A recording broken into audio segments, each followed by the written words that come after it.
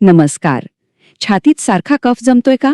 मग ऐका, आज आपण याच सामान्य समस्येवर एक अगदी सोपा, नैसर्गिक आणि आयुर्वेदिक उपाय जाणून घेणार आहोत. चला, सगळ्यात आधी एका महत्वाच्या प्रश्नापासून सुरुवात करूया. छातीत कफ साचलाय म्हणजे फक्त खोकलाच येतो का? तर असं नाहीये. याचं उत्तर खरंच इंटरेस्टिंग आहे आणि यामुळे या समस्येकडे बघण्याचा आपला दृष्टिकोनच बदलू शकतो. म्हणजे बघा, छातीत कफ साचणं ही काही साधी गोष्ट नाहीये. यातून न्यूमोनिया किंवा ऑक्सिजनची पातळी कमी होण्यासारख्या गंभीर समस्या उभ्या राहू शकतात.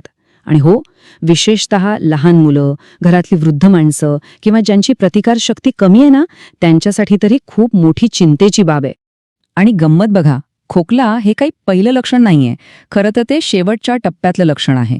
म्हणजे जेव्हा शरीरात खूप कफ साचतो ना, तेव्हा शरीर त्याला बाहेर काढण्यासाठी प्रयत्न करतो आणि मग येतो खोकला.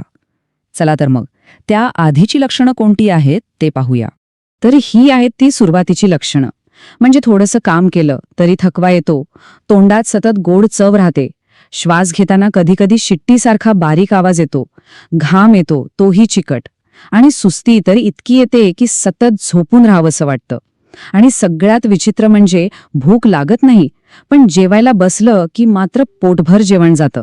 म्हणजे बघा, खोकला सुरू व्हायच्या खूप आधी आपलं शरीर हे असे छोटे छोटे सिग्नल्स देत असतं आणि हे वेळीच ओळखणं हीच उपचाराची पहिली पायरी आहे.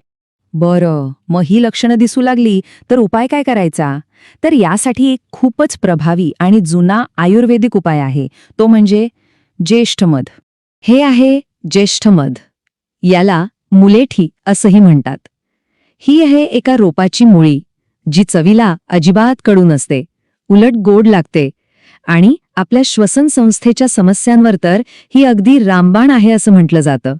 पण एक गोष्ट लक्षात ठेवायला हवी, ज्येष्ठमधाची पावडर आणण्याऐवजी त्याच्या अशा अख्ख्या काड्याच खरेदी करा. कारण काय होतं, पावडरमध्ये भेसळ असण्याची शक्यता असते आणि हा काड्या कोणत्याही आयुर्वेदिक दुकानात किंवा ऑनलाईन अगदी सहज मिळतात. आणि सगळ्यात भारी गोष्ट काय माहितीये, हा उपाय अजिबात महाग नाही. एक काडी फक्त 2 ते 3 रुपयांना मिळते. म्हणजे अगदी कुणालाही सहज परवडण्यासारखा हा उपाय आहे. ठीक आहे, मग आता हे ज्येष्ठमध वापरायचं कसं? चला ते समजून घेऊया. याच्या वापराच्या 2 अगदी सोप्या पद्धती आहेत. पहिली पद्धत तर अगदीच सोपी आहे, चघळणे, जी मोठ्या माणसांसाठी एकदम उत्तम आहे. आणि दुसरी पद्धत आहे काढा बनवून पिणे. ही पद्धत लहान मुलांसाठी, वयस्कर लोकांसाठी किंवा ज्यांना काहीतरी गरम प्यायला आवडतं त्यांच्यासाठी परफेक्ट आहे. आता काढा कसा बनवायचा ते पाहूया. ज्येष्ठमधाची एक साधारण 2-3 इंचाची काडी घ्या आणि ती बारीक ठेचून घ्या. आता ही ठेचलेली मुळी 2 कप पाण्यात टाका आणि ते पाणी 1 कप होईपर्यंत उकळू द्या. मग त्यात ताज्या आल्याच्या रसाचे फक्त 2-3 थेंब टाका. आणि झाला, हा 1 कप काढा गरम असतानाच प्या. चांगल्या परिणामांसाठी हे दिवसातून 2दा करा, एकदा सकाळी आणि एकदा संध्याकाळी. आणि हो, लहान मुलांना देताना हे प्रमाण म्हणजे अर्धा कप किंवा त्यापेक्षाही कमी ठेवा. आता प्रश्न येतो की या उपायाचा परिणाम किती लवकर दिसतो? तर ऐकून आश्चर्य वाटेल, पण फक्त 2 दिवसात तुम्हाला खूप चांगला फरक जाणवू शकतो.